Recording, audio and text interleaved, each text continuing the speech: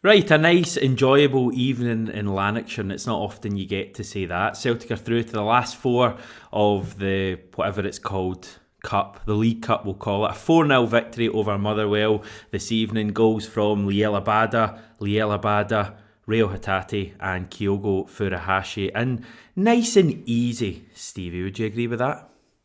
Yeah, even somebody like myself, Hamish, wasn't stressed out whatsoever. I had anything to moan about in that 90 minutes, and I know we were chatting to each other sort of during that in our chat, and I think you can back me up that I was not negative whatsoever. It was a real, quite literally, a stroll in the park. I was actually the one who was getting a wee bit antsy in the first half. I just felt actually in the minutes leading up, literally I think I put the message in about 20 seconds before Abada put in the opener. I just felt as if the game was worrying me slightly. I thought we really started well, had those opportunities, and in the final kind of 15 minutes of the first half, I just felt we kind of dropped our intensity, quality in the ball. Really important goal to get it at that time, I think, with Abada sliding in at the back post and putting in a minute before half time. I just felt that kind of calmed everyone down at that stage. Yeah, I mean, shout out the desire that Abada showed as well to get to that ball and the work, the build up. I was raving about it for Taylor. I mean, I guess we'll maybe talk about that later, but it was a great time to get a goal. Just deflates Motherwell and it cans a lot of the panic merchants down as well, doesn't it? Getting into half time and all that. Not that I'm looking at anyone in particular, Hamish, but I'm the only person you can look at. No, I genuinely never had any worries getting into the game tonight. I said to you beforehand, and even during the game, even when we were missing sitters, I never once felt it's going to be one of the nights. I think a record against Motherwell at Fir Park is quite impressive, and for Motherwell over the years, I think Motherwell in general, a pretty poor team. They didn't really offer much, and it was only a matter of time, pretty much from kick-off, I felt, Hamish. And that's without hopefully sounding arrogant in that. I just felt supremely confident getting into it. Again, I think it's one that, as is often the case when you rewatch it tomorrow, as I will, I think you'll realise that we had so many chances in that game. I mean, in the first half alone, Kyogo misses an absolute sitter. He misses another sitter, I think. People talk about the first one, but that second one, I think a Kyogo in form slots that away. We had other chances as well.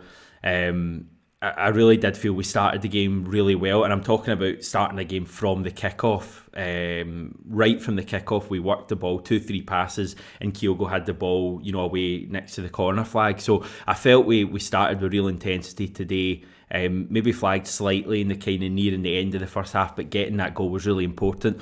Abada is such a weird player, and I need to get this off my chest because I watch him, and I was watching him in the first 10-15 minutes, and I'm kind of scratching my head going, oh, I love this guy, but sometimes he just frustrates the life out of me because his final ball isn't quite on, or the amount of times in the early part of the game where his first touch wasn't quite there. And I'm just thinking, we need a bit more quality there to be playing, for Celtic in the right wing. But then he just shuts me up, as he so often does with goals. That's what he's good at, and it's almost kind of, I think it's quite simplistic to say that's all he's good at. I think he's good at far more than goals. But if all you were good at was goals, then you'd still be very happy because the amount of times that guy scores big goals for us. And tonight, he scored big goals for us again. He's our top scorer now, I believe. Or at least he was when he scored the second goal. Kyogo may be back in there now. But his movement in the final third is amazing. His desire to get in the end of things is brilliant. And you just can't, as much as I'm trying at times, you just can't really criticise him when he just has such a habit of scoring big goals. Yeah, some end product, and you also think his age, it's still mad. Hamish is going to get far better too.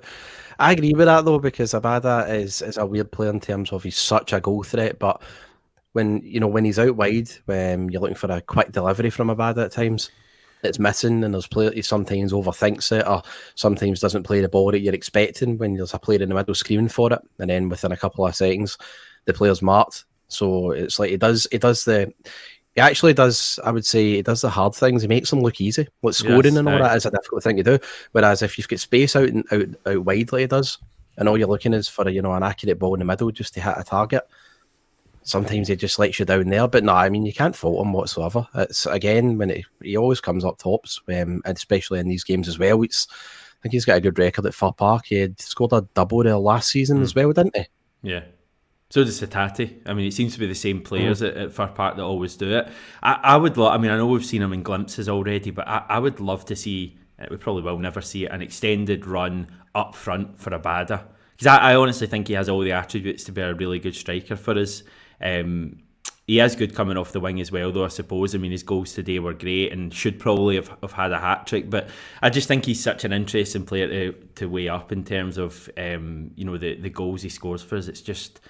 It's as you say, for a kind of young player to have such a really good impact at key moments as well. I mean, I think you talk about his movement, his desire, but I think his finishing is so underrated. He may be the best finisher at the club. Bear in mind, you're saying like you could see him as a striker, but he quite literally did play as a striker last season at times when we had so many players out, remember? Yeah. And he did well there. 2 up at St Johnstone, scored at Ross County as well. He was great through the middle. Is it because like when you see with Abada and all that, it's when he doesn't have to think and he's just so instinctive that impresses you the most?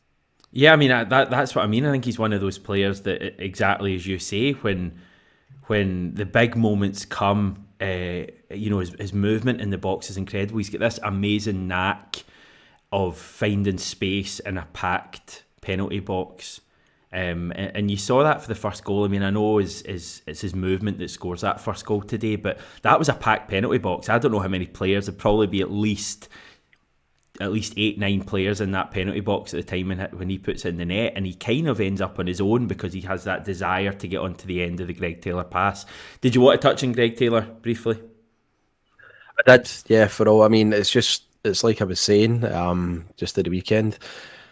Bernabe has been excellent and he's set up 2 goals in the last couple of games. And, it's one of the ones when Greg Taylor wasn't playing, a couple of people I'd seen on social media were saying, Bernabe is now our first choice left back and well ahead of Taylor. And obviously, me and you were, I think for me, it's always been a case of having 2 different left backs in the team, but having 2 quality left backs there that can really deliver and can really help the team out in different ways. But I thought what you saw for Bernabe has been impressive in the last couple of games, but that was just brilliant with Greg Taylor. It really was. That wee 1-2 that he played at the edge of the box, and not even that, the fact that he had his head up when the pressure was on, Liam Kelly's coming out to close him down, and he can just pick. It was a perfect pass to Abada. Really, really good play. And I thought Taylor was actually excellent tonight as well, Hamish. As always, we've been saying, I mean, he's come on leaps and bounds in general since when he was thrown in against Dundee United at Tannadice last December. But it's getting to the point now with Greg Taylor that you really can trust him in the games, and he's never going to let you down at all. Yeah, I think we've got 2 really good options at left back now, and I think Taylor will start at Tynecastle, but if it was Bernabe, I don't think you'd see much uproar from fans. I think we've got, as I say, 2 options and 2 very different options as well. Bernabe is clearly much better carrying the ball. I would say that Greg Taylor's passing is much better. So different options, almost kind of like what we've got on the other side. Maybe not quite to the same extent yet, but that's kind of what we're looking for going into the summer. We're looking for that left back issue to be solved. I'm not saying it's completely solved yet because I think we still need to find out, at the top level. But you now have Bernabe coming into the club and he's starting to look like a good player, and he's also brought Greg Taylor onto a much higher level. I think Greg Taylor, for as much as certain people were really trying to hype him up last year, I felt at times it was maybe slightly forced. I think this season you've seen pretty much from the get-go that Greg Taylor's levels have upped, and he's genuinely now one of Celtic's best players every single match. We should probably talk about the midfield at this stage. Interesting, I don't know, I'm assuming you would have noticed this, that Matt O'Reilly was playing deepest of the 3, even though Aaron Moy was one of the 3, which I found surprising at first, because I think we'd all kind of assumed when we saw that midfield 3 that it would be Moy in the deeper position with Matt O'Reilly and Hatate together, but I thought it worked really well. I think we've been quite critical of when Moy and Turnbull play in the same midfield. We kind of lack a bit of urgency. I think when Moy plays next to Hatate, they actually complement each other really well, because Moy and Hatate are effectively the complete opposite kind of player. Moy is really deliberate. He doesn't give the ball away at times. He looks quite laboured, whereas Hatate, really tries things, does give the ball away, but when things come off, they work. And I just felt those two, with O'Reilly behind them, worked really well tonight. Yeah, it did. I also felt, that Matt O'Reilly just took that Blair spittle right out of the game as well. Motherwell were essentially, down to 10. Matt O'Reilly, we just had him chasing shadows in the first sort of 10-15. He dominated that area. And then what I like, I've always said, Moy came in for a lot of criticism, Hamish, as we know, after that St Mirren game alongside Turnbull. And that was because there was, no movement in that midfield. The two of them are the same type of player. Hatate he's off the ball running. He creates so much space, and you notice that in the space that he creates, Moy is able to find players just like sitting where other players wouldn't be able to find them.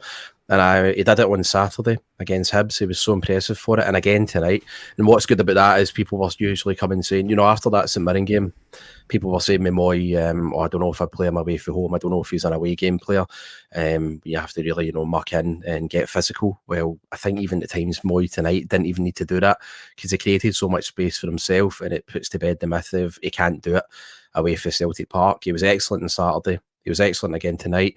And I think that is all down to the fact that, if you've got that midfield of Matt O'Reilly sort of dominating a player and sitting behind to mop anything up, and Reo Hatate creating tons of space ahead of him, the amount of players in the space that he can find, he'll be able to hurt teams and long may it continue. But yeah, good on Moy. He's really stepped up the last few games, and it wasn't just a flash in the pan on Saturday. He continued that form into tonight. And if he's playing on Saturday at Tynecastle too, I fully trust him to deliver. Yeah, Mark touching on the weekend, Moy proved against Hibs he's great in that forward role. I didn't see the game on Saturday, so that's probably why I seem a little bit behind the curve with that. I take it O'Reilly played in a deeper role on Saturday. Yeah, it was. Just call me an idiot, but no. I know you had more important things to do, Hamish. Yeah. I mean that midfield three for me is our best midfield three, while McGregor is out. I don't know how you feel about that. I know we've seen a bit in McCarthy, and I think McCarthy's looking better. Abogard maybe a wee bit to go, but in terms of until I think basically the World Cup, when we're expecting McGregor to be back afterwards, it would be that three, probably O'Reilly deeper, Hatate and Moy I'd like to see in these games. Yeah, it's hard to argue against that, and based on these two performances, 10 goals as well, we've looked like a constant attacking threat too. I'd like to see what Abogard can bring to the team though, and I'd like to hope. I don't think he's going to start on Saturday. That's not a game we'd be starting him. That's going to have to be the same tried and trusted midfield. But I'd like to say that, especially for now. But you never know what can happen. Anything can happen where it was all about McGregor, Matt O'Reilly, and Reo Hatate in that midfield, Hamish, for the start of the season. And a lot of people, including myself, were worrying when McGregor was out after Leipzig. But also, I'm not saying that we're going to go and storm every game like that. There's going to be games where we really miss Callum McGregor, of course. But for now, up until he's back, I don't see any reason to sort of change it now. But I'd like to see what the other guys can bring, and I hope they get some game time too, especially Abogard.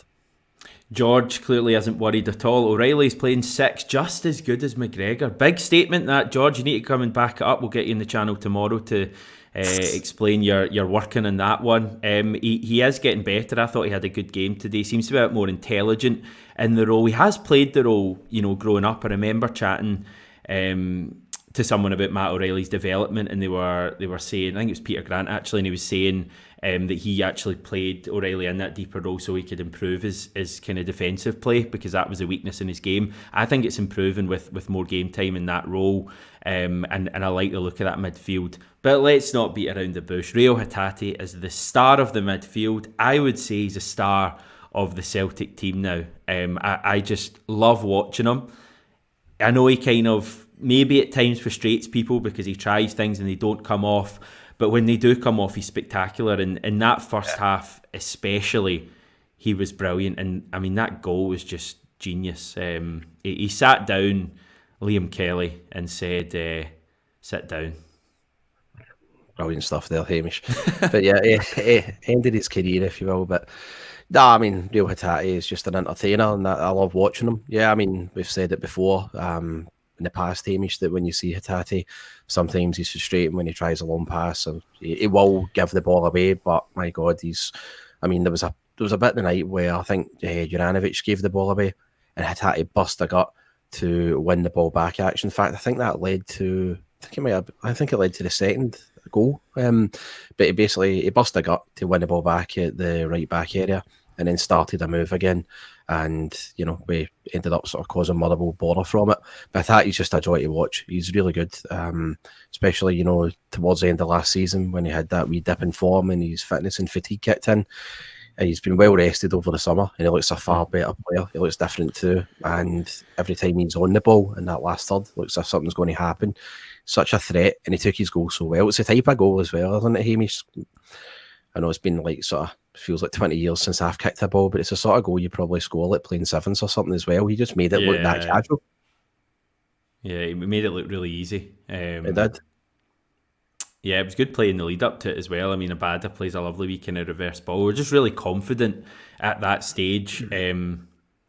Joe Jota maybe is the star still. I'm getting slagged off for saying Hatate's the star of Celtic. See, Jota doesn't play for a few weeks. I completely forget about him. Jota's probably still the star, but I just love watching Hatate when he's playing like that. Kyogo gets his goal. Started the night quite frustratingly from his point of view. Missed, as we said, a couple of chances. I didn't think he was as bad as people were making out, and I do feel it's been overhyped a little bit. I mean, I think he scored 2 or 3 matches ago, and he was still contributing in the first half and still getting into really important areas. But getting that goal, what do you think that does for him? Give them that confidence as well, I guess, because if I don't know. I mean, the first half, with the 2 chances, we should have really been out of sight, to be honest. I thought they were bad misses.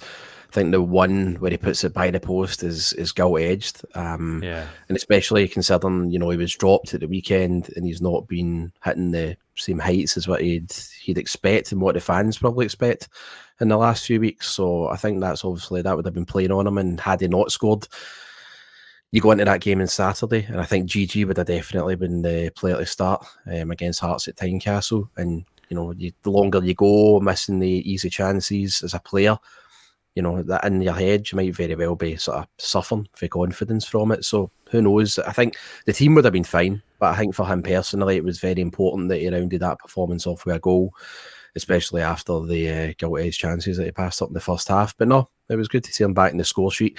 And again, I would still, despite that goal, I think Anja's going to go with the big man, GG, for Saturday. But it's another option at least, isn't it?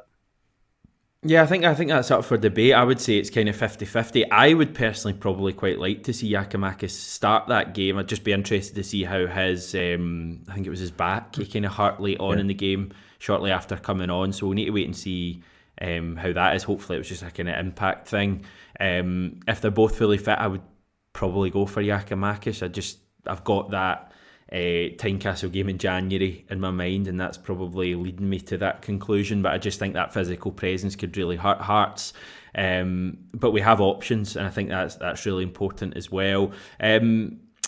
Who else tonight? I mean, Haksabanovic, I thought started well. Probably didn't offer as much in the second half, but still showed enough in the first half to suggest that he could start on Saturday for me. You had James Forrest rested tonight. Would James Forrest come back into your plans for Tynecastle? Possibly, actually, but then Abada's just scored 2 goals again tonight. And that Forrest off the left, couldn't you? You could, but Haksabanovic, especially after last Saturday as well.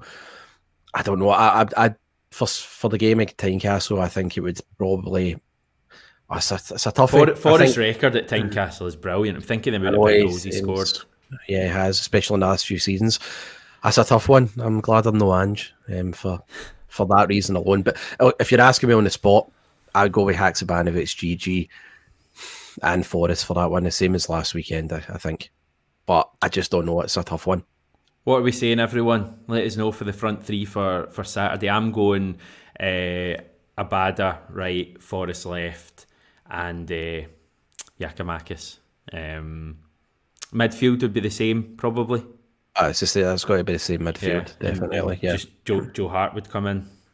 Hart come back. And by the way, I thought Siegrist tonight as well, although clean sheet against Motherwell is, highly impressive. And that is always going to be the case. But Motherwell are garbage, by the way. I just wanted to get that out there. But in the first half, a lot of the time when we were playing the ball back and quite tight among the defenders, Siegrist was really comfortable with the ball at his feet. I noticed that. There's only one time that he sliced it in the second half when he get put under pressure, but I thought Siegrist with the ball at his feet was quality tonight. Not for a second am I saying, Joe Hart out, Siegrist in for the rest of the season. It's just an observation, but he played well. Yeah, I personally felt in the first half we weren't quite as fluid as normal, but I would put that more down to Jens than Siegrist. I thought Moritz Jens had a bizarre first half. I mean, he, right from kind of kick-off, he seemed quite off it. Second half, he certainly improved his game a lot. But I just felt at times we weren't quite as fluid playing out from the back. But I think Hart will come back in. And I don't know, I think we're in quite a good place. I mean, Saturdays is Tynecastle. It's always tough at Tynecastle, but I just feel like, our last couple of results have got everyone kind of buzzing again. We've not got many games to go until the World Cup, really. And I think domestically, at least, we need to be looking to win every single one of them. And I think regardless of what happens in the Champions League, I think we've all kind of accepted our fate in that competition. If we can win every domestic match, it's just league matches now, isn't it? We'll be top of the league, and we'll look back in a really kind of good first half of the season. How are you feeling going into Tynecastle on Saturday? Fine. I feel really good about it. I mean, felt so confident about this. What are you going to say? If I just remind you that we've got VAR in and all of that stuff. How are you feeling now? I just get reminded of wait a minute. The ref is Nicholas Walsh, isn't it? I don't know, but and also they're not great.